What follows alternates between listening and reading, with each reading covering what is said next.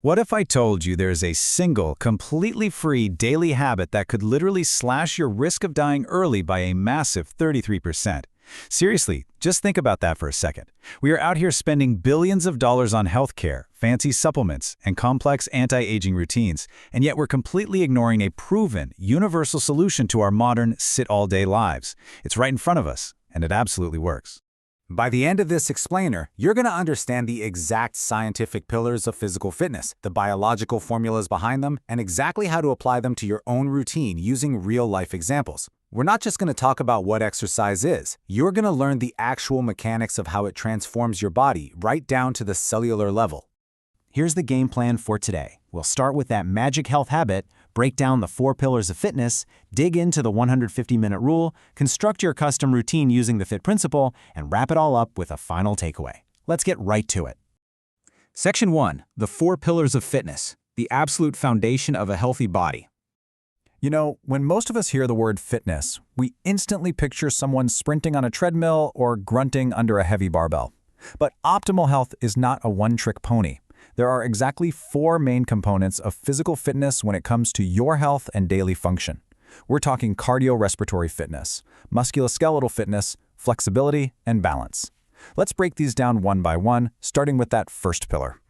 Cardiorespiratory fitness. By definition, this is your body's ability to perform large muscle, whole-body exercise at moderate to vigorous intensities for extended periods. But let's use a real-life analogy here. Think of this as upgrading your body's engine. Regular aerobic activity trains your system to deliver oxygen way more efficiently. You're essentially strengthening your heart muscle, so with every single beat, it pumps a much larger volume of blood, supplying your cells with that crucial oxygen and flushing out all the metabolic waste. Now, what's really fascinating is how we categorize these movements. Aerobic activities are continuous and rhythmic. Think of a brisk walk or a bike ride. But notice how we compare that with bone-strengthening activities. Bone strengthening actually requires physical force or impact on the bones to stimulate growth. Let's make this easier with a simple example. Running and jumping jacks, those are both aerobic and bone strengthening because your feet are literally hitting the ground and creating force. Swimming and cycling, on the other hand, are fantastic aerobic exercises, but since the water or the bike supports your weight, they don't produce that same bone-strengthening impact. Understanding where these overlap is super important for building a truly balanced routine. And that brings us to pillar number 2, musculoskeletal fitness. This is the integrated function of your muscle strength, endurance, and power. I want you to think of musculoskeletal fitness like making vital deposits into your body's biological bank account. You are quite literally banking bone density and muscle mass that you are going to spend later in life. And hey, this isn't just for bodybuilders. This is the fundamental support that lets you effortlessly carry heavy groceries, tackle yard work, and just move through your day efficiently. Now, to build up this specific pillar, we have to shift gears from aerobic to anaerobic exercise. Notice the contrast here. Aerobic means with oxygen. It's all about endurance. Anaerobic, though, means without oxygen. These are your short-duration, high-intensity movements that rely on the immediately available energy sources right there in your muscles. A perfect example of this is resistance training. Now, you might be thinking, great, I need an expensive gym membership. You totally don't. Lifting heavy water bottles filled with sand, or honestly just using your own body weight for push-ups and squats, counts as highly effective anaerobic exercise. Okay, quick pause for a question. Does flexibility stretching actually prevent injury? Think about your own pre-workout routine for a second. Most of us were taught back in high school gym class that you have to stretch so you don't pull a muscle, right? Well, research actually busts this common myth wide open. Studies show that static stretching does not significantly reduce your risk of injury or even prevent later muscle soreness. Crazy, right? But wait, this is absolutely crucial. That does not mean you should skip it. Flexibility and balance are our 3rd and 4th pillars. Flexibility is all about your joints' range of motion, letting you move fluidly. Balance is your ability to maintain equilibrium, and both of these become utterly essential as we age. Balance naturally deteriorates over time, putting older adults at a huge risk for falls and fractures.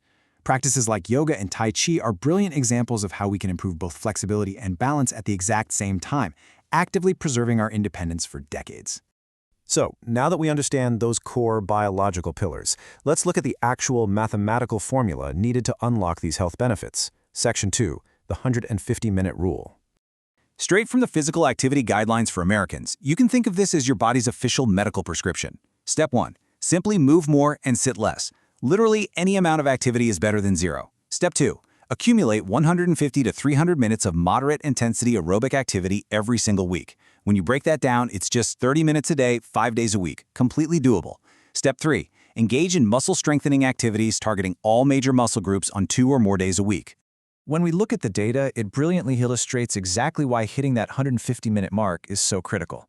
We usually just obsess over the physical benefits, right? A longer life, cardiovascular disease prevention, stronger bones. But focus your attention on the mental and emotional side of things for a second. The return on investment here is massive. Exercise literally acts as a biological tension drain. It produces measurable antidepressant effects, helps you retain cognitive skills and sharp judgment as you get older, and dramatically deepens your sleep. When you hit those 150 minutes, you aren't just sculpting a healthier body. You are actively protecting your brain. All right, let's connect all this to your real life. How do we actually build a routine that hits these numbers without getting insanely bored or completely burnt out? Let's move into Section 3, the FITT Principle Explained. So the secret sauce here is customization. FITT is an acronym standing for frequency, intensity, time, and type. Frequency is how often you exercise. Intensity is how hard you work. Time is the duration of the session, and type is the specific kind of exercise you're doing. I want you to picture the FITT principle as a soundboard with 4 distinct dials. If you are lacking motivation, you don't have to just quit. You just have to turn one of the dials. Bored of running? Change the type dial and try swimming. Short on time? Turn up the intensity dial and knock out a 15-minute high-intensity interval workout instead of a 45-minute walk. Here's a quick question for you to think about right now. Take a look at your current routine. If you've hit a frustrating plateau, or you're just feeling totally unmotivated, which of those 4 FITT variables are you going to manipulate today? Are you going to change how often you go, how hard you push, how long you stay, or what exactly you're doing? Often, tweaking just one single variable is all it takes to make exercise fun again. We have covered a ton of vital ground today. Let's head into our final section, summary and final takeaway. Class is almost dismissed, but let's quickly lock in these core concepts. 1. True fitness requires a balance across all 4 pillars: cardiorespiratory, musculoskeletal, flexibility, and balance. 2.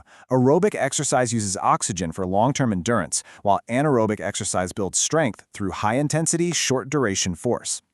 3. Hitting that 150-minute weekly benchmark is the magic number that slashes your risk of early death by 33% while massively boosting your mental health. And 4. Whenever you feel stuck in a rut, use the FITT principle to switch up your frequency, intensity, time, or type. I want to leave you with this incredibly liberating thought from the Physical Activity Guidelines. Some physical activity is better than none. You do not have to be a marathon runner. You don't have to lift massive, intimidating weights. Just start moving. Walk a little further, carry those groceries a little tighter, and start banking those biological deposits. Apply what you've learned in this explainer today, and your body will absolutely thank you for decades to come. Now, once you've got your physical engine running efficiently, you're going to need to know exactly what fuel to put in the tank. So make sure you join us for our next explainer, where we are going to dive deep into the fascinating science of nutrition and energy. Keep learning, keep moving,